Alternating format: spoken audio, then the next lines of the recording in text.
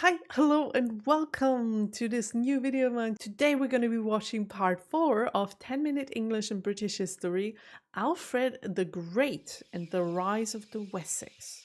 We're at 825, so we're getting closer and closer to the year 1000. But let's see what happened back then. Judging by this first picture, nothing good, because this is awful. Ooh, look at that. Oh, horsey. Okay, we'll see, I guess. Let's go. 825 and Wessex is victorious at the Battle of Ellendon, ending the Mercian supremacy. This victory was quickly followed by Wessex annexing all of these southern kingdoms. All of this occurred under the rule of King Egbert, who had previously been exiled to Francia by the Mercian king Offa. After Offa's death, Egbert returned to Wessex, probably with the help of Charlemagne, and was crowned king in 802. His reign was one of Wessex's most successful. 4 years after his victory, Egbert invaded Mercia and managed to force the Mercian king Wiglaf into exile. Soon afterwards, he invaded Northumbria and received the submission of its king. Egbert is thus considered to be an overlord of Britain at this point, but like most things, it didn't last because by 830, Mercia had revolted against him. Mercia couldn't pry the southern kingdoms from Wessex, and East Anglia became an independent kingdom again. Egbert's later rule did contain further setbacks though. For example, in 835 Kent was heavily plundered by Vikings, and the next year he was defeated by the Danes here. However, in 838 he did win a victory over them and their Dumnonian allies. Attacks by Vikings, who are commonly referred to in sources as Danes, increased dramatically over the following decades. The majority of the Vikings who attacked the Anglo-Saxons during this period were from Denmark, hence Danes. Some were from modern-day Norway though, and those Vikings were referred to as Norse. Okay, that's what people have told me so many times before, like how the Vikings have a really big part when it comes, for example, to the English language and how they invaded England and the UK. I don't know if it was the UK as a whole or England only. I guess we're going to find out in this video. But I have heard of this part of the history before in the comment section of my videos. Vikings were referred to as Norse. Quick fact, the term Viking actually comes from the Old English term Vikinger, which means pirate. So the increase in activity culminated in the 865 Great Heathen Army, which landed here in East Anglia. The difference with the Great Heathen Army, called so because the Vikings were pagans, and the previous raiding parties was that now the Vikings were in Britain for conquest.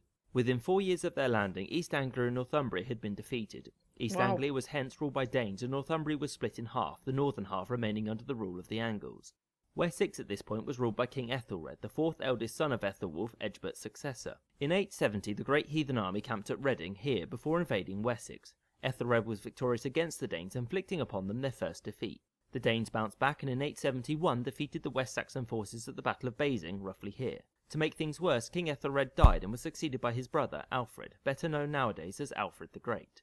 Ethelred actually had a son called Ethelwald, but Alfred was chosen to be king instead. This is because the crown did not necessarily pass from father to eldest son. In Wessex, the Witan, the king's advisory council made up of high-ranking nobles, was involved in the succession. Most of the time, they simply rubber-stamped the king's appointed heir, who was often the eldest son. Alfred was chosen over Ethelwald because Ethelwald was still a child at this point, and the situation with the Vikings required stability. The fact that Wessex could appoint kings without having to suffer a civil war each time was one of the reasons it stood as firmly as it did. One thing that ought to be remembered is that the Anglo-Saxons and the Danes were not mortal enemies that could never coexist, and rival claimants to a throne could and did enlist Vikings for support.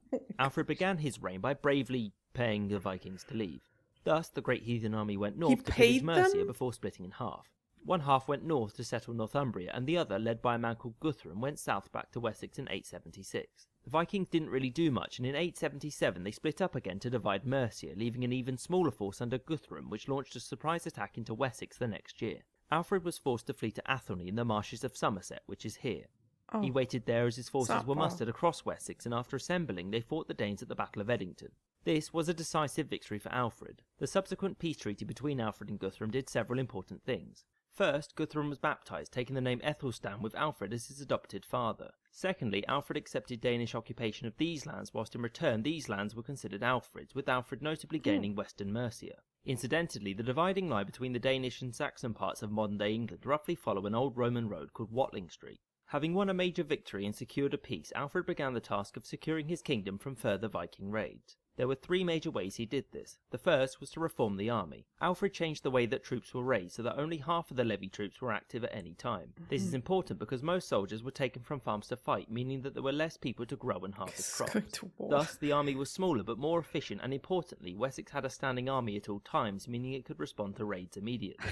The next change was a naval build-up, which made it harder for the I'm sorry, I don't want to miss anything, but It's so funny how he does that. These pictures are just like, we're talking about serious issues. People are dying everywhere, left and right. And he's like doing this, and it's like so funny. You can just turn around. Yeah, just go.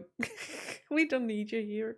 Raids immediately. The next change was a naval build-up, which made it harder for the seaborne Vikings to land on Wessex's long coastline. The final and arguably the most important change that Alfred made was the creation of a system of burhs, which were fortified towns. There were roughly 30 of these, and they were manned by the newly reformed army. These burhs acted as garrisons and sanctuary in case of Viking attack, but they also grew as important economic centres. Some burhs, such as Winchester, were already protected by Roman walls and only required manning and repair. Others, such as Wallingford, were built from scratch.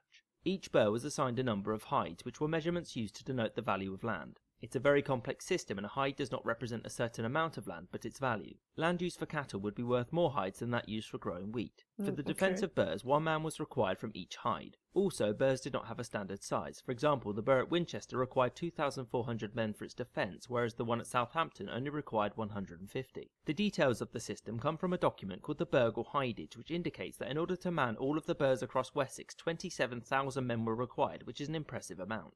Alfred did not just oversee the innovations in the army, he was also responsible for great changes in the nature and appearance of kingship. For example, Alfred began to brand himself as not simply the king of Wessex, but as the king of the Saxons, thus making him king to even those who lived under the Vikings. To secure mercy and compliance, Alfred married his daughter Ethelfled to the Lord of Mercia, Ethelred, but importantly, Mercia did still have some autonomy. He married his daughter? Alfred did show good faith to the Mercians when he captured London in 886, and instead of incorporating it into Wessex, he handed it over to Mercia. Mercians had little reason to rebel against Alfred for two reasons. The first was that Alfred was known for being a just king, and the second was that by allying themselves with Wessex they had better protection from Viking incursions. One consequence of Viking raiding and invasion was the destruction of monasteries, which in turn had a major effect on learning and education. Major monasteries such as Monkwearmouth, Jarrow, Lindisfarne and Iona had all been sacked by Vikings. What? Monkwearmouth, Jarrow.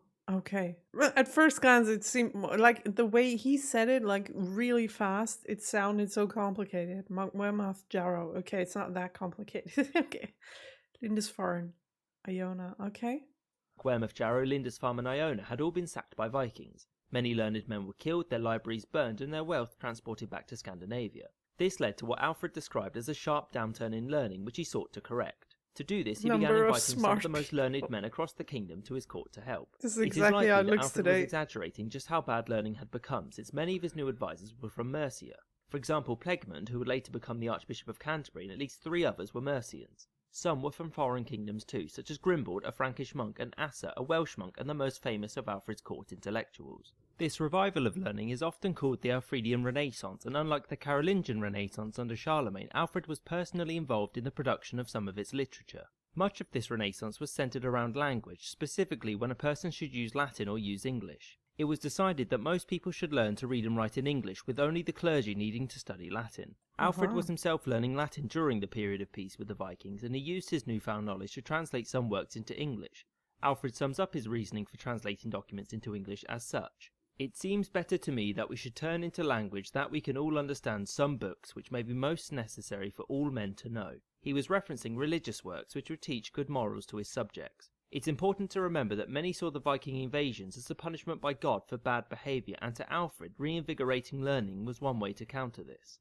A quick side note on language. One aspect of Anglo-Saxon culture which differentiates it from its continental European contemporaries is the prevalence of the vernacular language, that is, Old English, and its use instead of Latin. Oh Other yeah, I've heard kingdoms, about such as that Francia, before. had their own vernacular languages, but things like law codes and treaties were always written in Latin, whereas in Anglo-Saxon England, a significant number were written in Old English. One such document was Alfred's Law Code, produced sometime in the latter half of his reign. Alfred interestingly begins his law code demanding that all men keep the oaths they've made, which may imply that this has been an issue. The Alfredian Renaissance did not just copy old works, but also saw the creation of new ones. The first was Asser's Life of Alfred, which, whilst probably a propaganda piece designed for distribution to the Welsh, is vitally important for understanding Alfred as a person. Another document that was most likely created around this time was the Anglo-Saxon Chronicle, which is essentially an annual list of major events. The Anglo-Saxon... Just real quick, I want to read that. Anglo-Saxon Chronicle, 793, Troubles Brewing.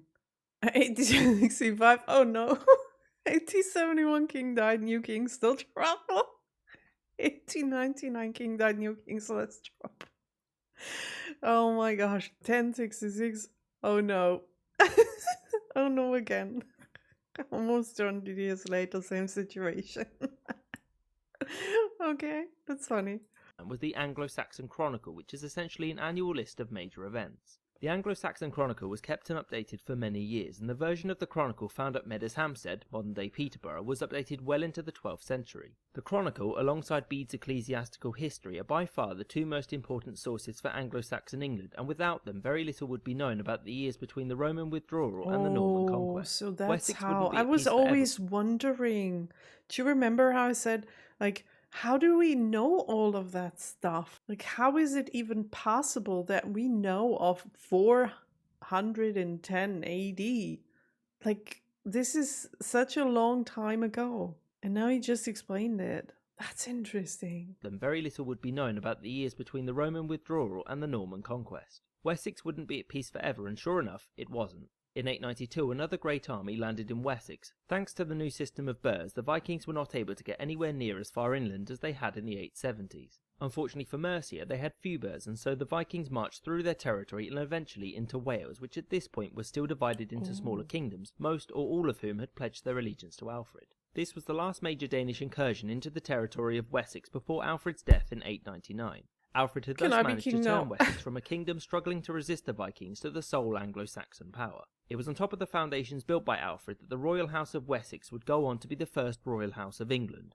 So Alfred the Great really made a big impression on at least this part of the country. He tried to get people to learn specific languages.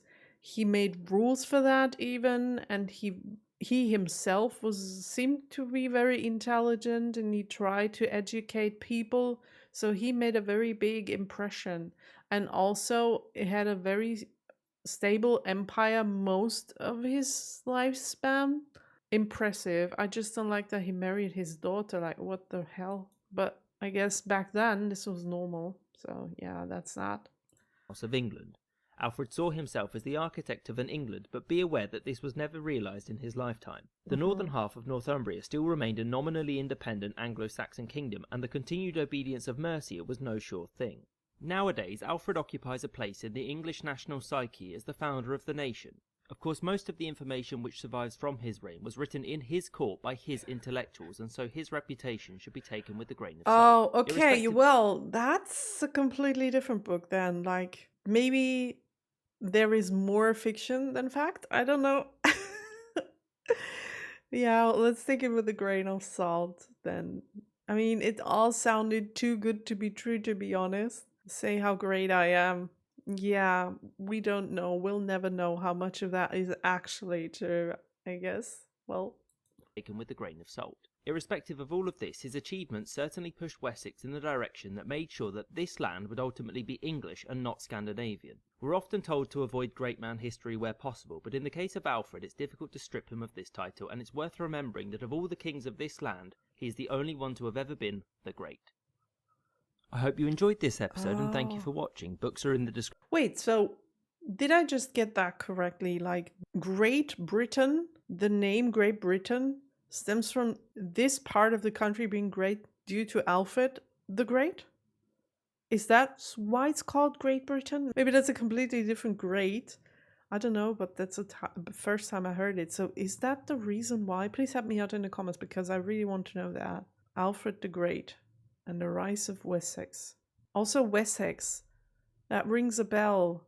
Why do I think of monarchy when wasn't it the House of Wessex, like the monarchy, before they renamed it due to the people being German and not from the UK anymore? House of Wessex. Or does it exist nowadays? Somehow it rings a bell and it's about monarchy, but I can't really pinpoint it. I guess you guys will help me out in the comments with that as well, because you out there are very, very intelligent people when it comes to English history. You always help me out, or UK history, you always help me out with that. This was a very cool video, and the first time I watched one of these videos that I felt like, wow, okay, this is one thing that I'm 100% gonna remember, because this seemed like a very stable period in this country and it made a great impact, if it's true.